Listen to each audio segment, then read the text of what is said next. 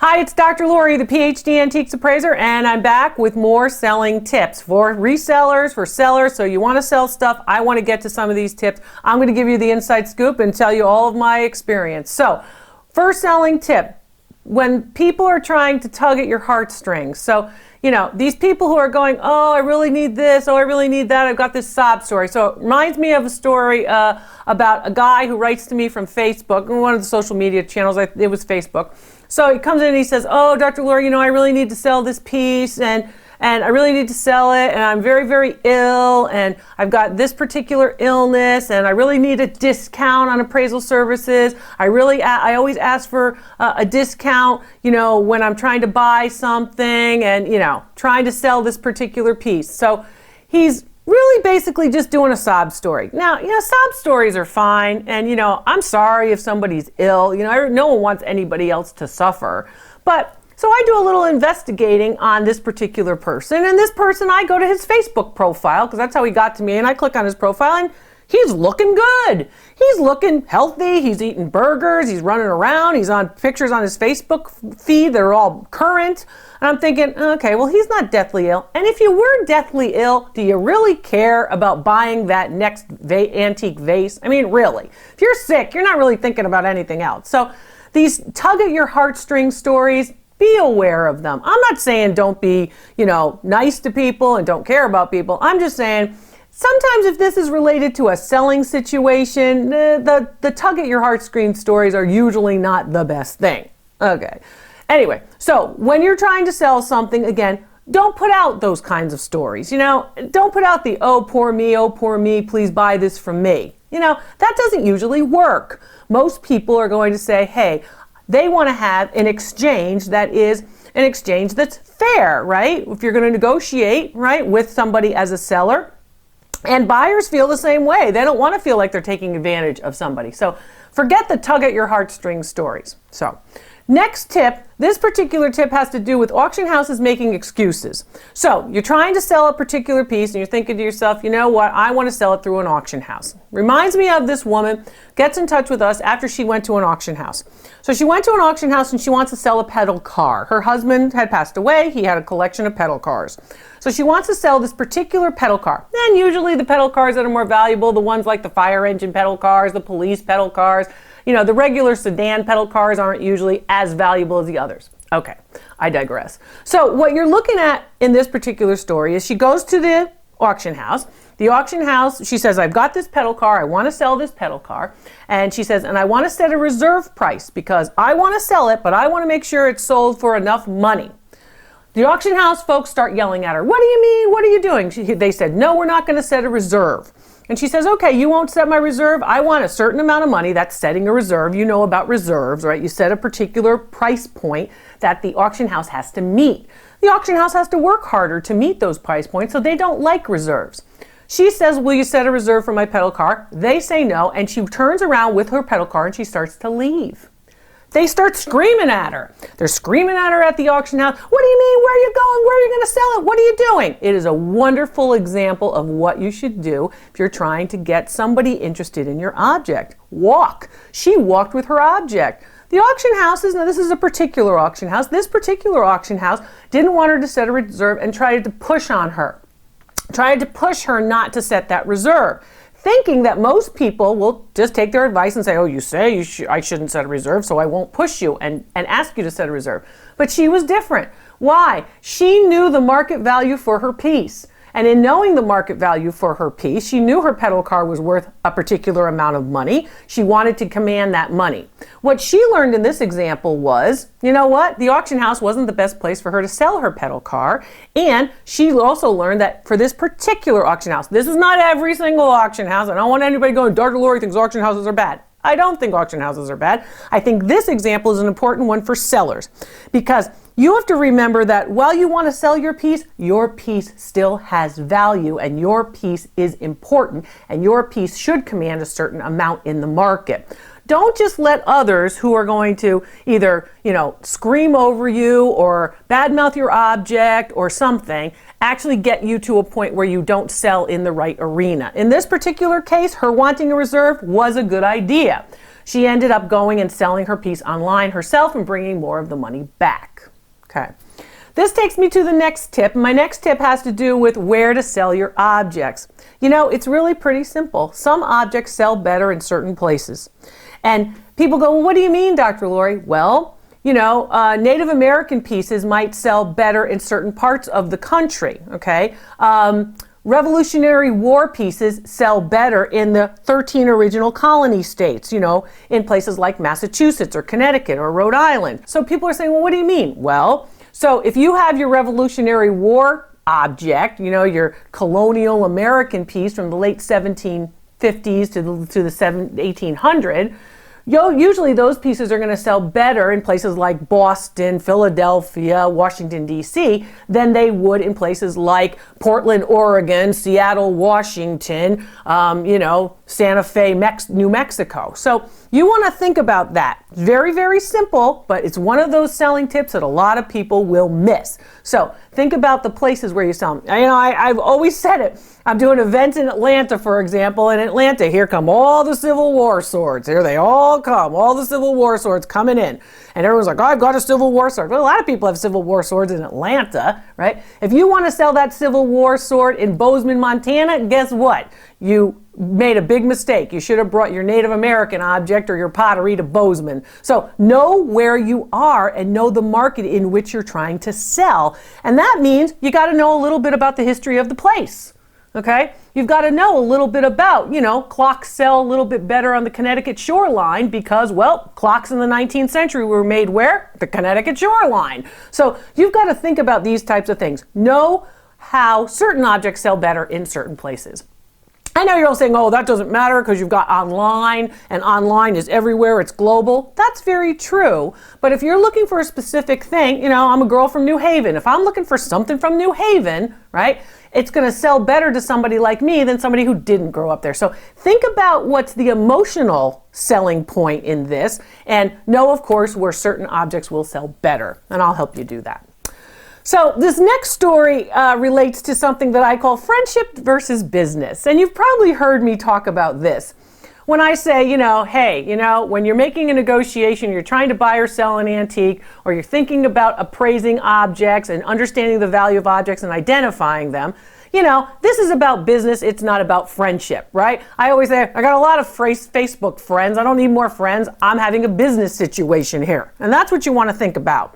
This particular point relates directly to the antique business. So I get a call at the office, and it's a call from the adult children, or one of the adult children, of a very prominent antique dealer who has passed away. So, you know, they call up and they said, my brothers and sisters and I are trying to liquidate my family's antique business, pretty prominent antique dealer that everybody in the country would have known. And definitely they would be well known with other people in the field or in the industry, other antique dealers and auctioneers and such. They said, you know, we have wonderful inventory, Dr. Lori. And when my father, who was the last of the parents to die, when my father died, he said, you know, you got to get Dr. Lori because she's unbiased. Do not sell the objects to any of our colleagues. And I said, well, what do you mean? They said, well, my father didn't want us to sell any of these particular pieces from his inventory to any of his fellow antique dealers before they were appraised by you. And I said, that was because I don't buy and sell these particular objects. And he said, well, he wanted an unbiased appraiser to appraise the value so we would get the most value out of his inventory. It's very interesting. So, well, the children didn't get along, and the children didn't do that, and the children basically said, I guess the eldest child basically said, well, we're going to sell some to Joe, our father's longtime friend, who's also an antique dealer. And they did that. They sold some of the pieces until they found out that Joe, the longtime friend and fellow antique dealer, had sold many of the objects for triple, quadruple of what he paid the kids. So the kids were upset by this because they were able to actually learn from other people in the industry that this is what this person had actually done. So friendship and business, you want it to mix, but it's difficult when it mixes. So this is an example of why you want to think about these particular things. The antique dealer kids were trying to, of course, abide by their father's wishes, but when push came to shove, they just said, well, we got to start selling this stuff. We just want to get it out of here. We just want to sell it. And they end up actually getting taken by their friends, or quote, air quote friends. So it's something you got to think about with respect to this. And there's a reason why even the antique dealers, this particular one, said, I want an unbiased appraiser. If the appraiser doesn't have a dog in the hunt, if an appraiser doesn't have interest in the objects, the appraiser is going to tell you the truth. And this points into another point about selling to appraisers in general. I'm of the opinion that you shouldn't be selling your objects to the person who appraises your object, right? They're going to come in and appraise your bowl, and they also want to buy your bowl. They probably don't want to tell you what the true value of the bowl is. Why? Because they want to get it at the lowest price they possibly can. I've said this 1,000 times. I say this a lot. It's my opinion that those appraisers should not also be brokers, dealers, resellers, right? Most appraisers are brokers, dealers, resellers, and this becomes problematic for, of course, the seller. So if you're trying to sell it, selling it to your appraiser, not a good idea. And I get this a lot. Oh, I go through and I appraise something in someone's home, or I appraise something of significant value, and they go, oh, great, Dr. Laura, you appraise it. Do you want to buy it? Basically because they're thinking, you know how great it is. You know it's super. So of course, because you did all the research and you know the market for it, you know that it's a good piece, right? And a lot of appraisers are actually not interested in really the skill or the actual profession of appraising. They're interested in, how do I get the object? Because once I have the object, I could resell it. So you're watching all these people who are from auction houses. You're watching all these people who are, of course, appraiser/dealers. Well, is the appraisal accurate? That's always the question. And if you're the seller, you need to know the value of this piece so you can sell it properly. The accurate appraisal is pretty darn important, right? So that's what you're looking at. It reminds me of the woman who I met a million years ago when I was first, of course, a museum curator, and I met her and she sold a very, very valuable document, a $50,000 document, to an appraiser who said it was worth $50. So he knew what it was worth. Or, it's these people who basically will say, oh, you know what, you just can't get that much for it. I'll just take it off your hands. Aren't I doing you a wonderful service by being an appraiser and buying it too? Also problematic. So, my opinion, don't sell it to the appraiser. The appraiser should be unbiased. You need to pay them. I know. Oh, I got to pay the appraiser. I can't get it for free. If you don't pay the appraiser, guess what? They're going to buy that object for you at a very low price, usually 10% of the real value, and then you're going to get taken for the other 90%.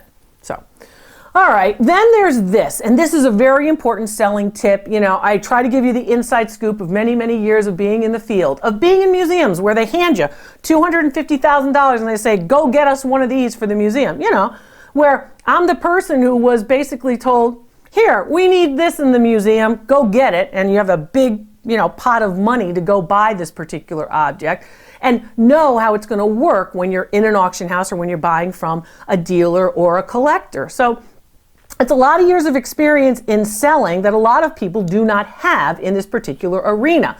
People have just started and they say, oh, I know how to do this, I know how to do that. Does not have this kind of experience. I want you to succeed. I want you to get it. I want you to be able to sell these pieces, resell these pieces, and do well for yourself. And you can do it. I can help you identify it. I can help you to learn it. So all of you have been asking for selling tip videos. Here are the selling tip videos. You've got to know the buyer's mindset. So what does that mean? You have to have a crystal ball, Dr. Laura? Nah, you don't have to have a crystal ball. But what you have to do is you have to have the buyer's mindset. You have to know what this buyer is really up against or what they're really out for.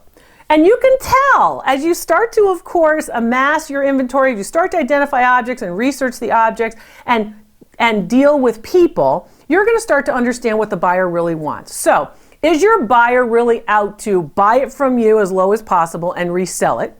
Is your buyer actually interested in taking it and keeping it for themselves or for their collections? So this comes to the point of collectors, people who call themselves collectors. Oh, I'm a collector. A lot of people will call themselves collectors when really they are just resellers in their own right too.